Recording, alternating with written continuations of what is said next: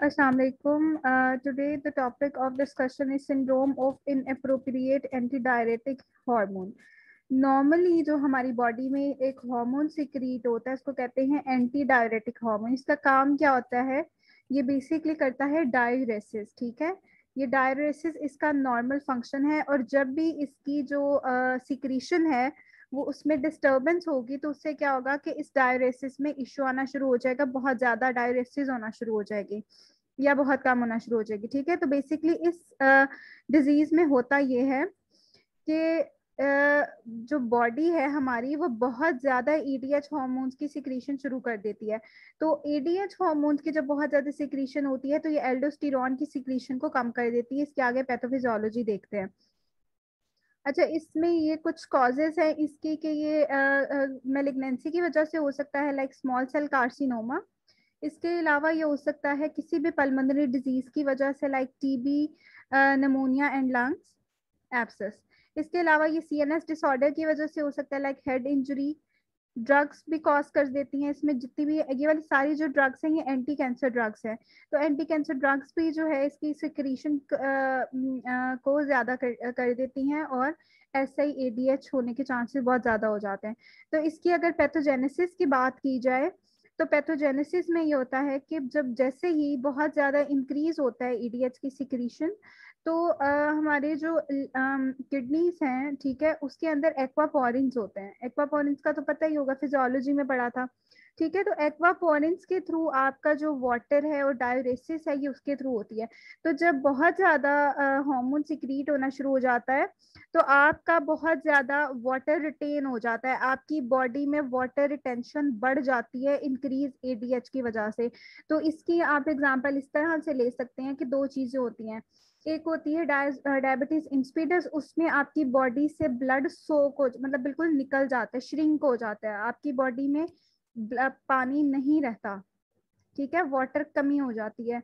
लेकिन अगर इसमें देखा जाए तो इसमें आपकी बॉडी ऐसे जैसे बलून की तरह फैल नहीं जाती। वो वाली पिक्चर माइंड में रखें कि बिल्कुल वो वाला हाल हो जाता है इसमें, इतना ज्यादा वाटर रिटेन हो जाता है।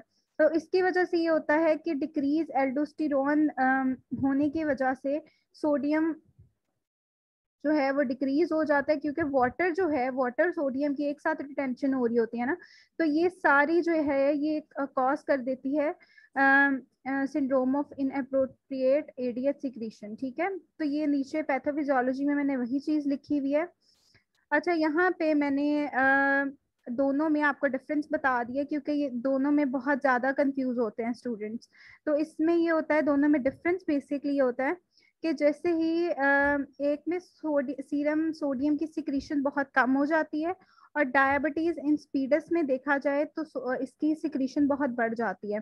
और अगर ऑस्मोलैरिटी के साथ कंपेयर करें तो इसमें जैसे मैंने आपको बताया कि बॉडी फूल जाती है। फूल जाने का मतलब है इसमें बहुत ज्यादा वाटर रिटेन है हमारी बॉडी में, तो इसको कहते हैं कि ऑस्मोलैरिटी बढ़ गई है।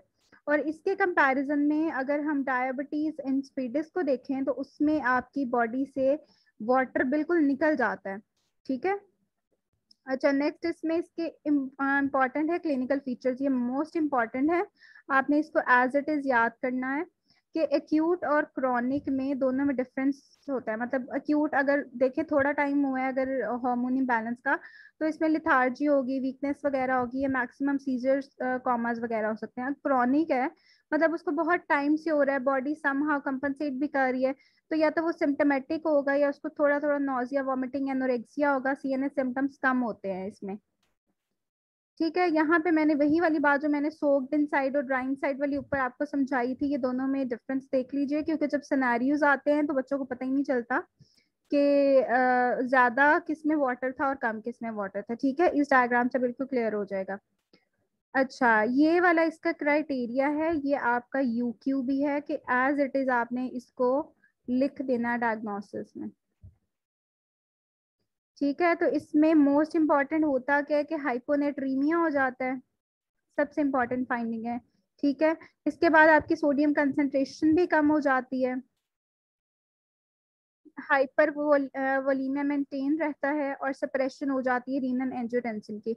इसके अलावा इसमें इंपॉर्टेंट फाइंडिंग ये है कि जो ब्लड यूरिया नाइट्रोजन है ये भी कम हो जाता है, और जो क्रिएटिनिन है वो भी कम हो जाता है। मतलब जितने भी किडनी के नॉर्मल फंक्शंस हैं वो सारे के सारे इम्पेयर होना शुरू हो जाते हैं, तो उस वजह से किडनी का फंक्शन भी इफेक्ट होता है। तो ये इसका डायग्नोस्टिक क्राइटेरिया, इसको आपने एज इट इज सारे को याद कर लेना है। अच्छा, इसकी मैनेजमेंट की बात की जाए तो ऊपर जो मैंने आपको इतनी कॉजेज बताई है ना, उसमें से आपने या तो अंडरलाइन कॉज को ट्रीट कर देना है, ठीक है, या आपने रिस्ट्रिक्ट कर देना है फ्लूइड को, क्योंकि बॉडी में फ्लूइड बहुत ज्यादा है तो आपने इसको कम कर देना है, या आपने V2 रिसेप्टर ब्लॉकर्स यूज कर देनी है। ठीक है, मेनली इसकी जो है ना वो यही होती है, रिस्ट्रिक्ट कर देना है और V2 रिसेप्टर ब्लॉकर्स को आपने दे देना है इनको। उससे क्या होगा कि उससे ये होगा कि वो ब्लॉक कर देगी, मतलब आपके जो एक्वापोरिन उसके उस वहां पे वर्क करती है ना, तो वहां पे ये होगा कि वाटर जो है वो बॉडी से निकलना शुरू हो जाएगा। ठीक है, तो बहुत ज्यादा सिम्टोमेटिक पेशेंट है, मतलब CNS सिम्टम्स आ रही हैं, तो उसके लिए आपने यूज करना है IV हाइपरटोनिक सलाइन। उससे ये होगा, हाइपरटोनिक है ना, तो वो बॉडी से एक्सेसिव फ्लूइड को, एक्सेसिव वाटर को निकाल देगा। अच्छा, ये वाला टॉपिक डेविडसन में आज सच नहीं है, तो आपने स्टेप अप से करना है, ये मैंने मार्क कर दिया है यहाँ पे। जितने भी हैं इंपॉर्टेंट वाले को मैंने येलो से मार्क किया है, और ये दोनों बॉक्सेस जो है स्टार वाले, ये दोनों आपने करने हैं, और ये टॉपिक आपने स्टेप अप से करना है।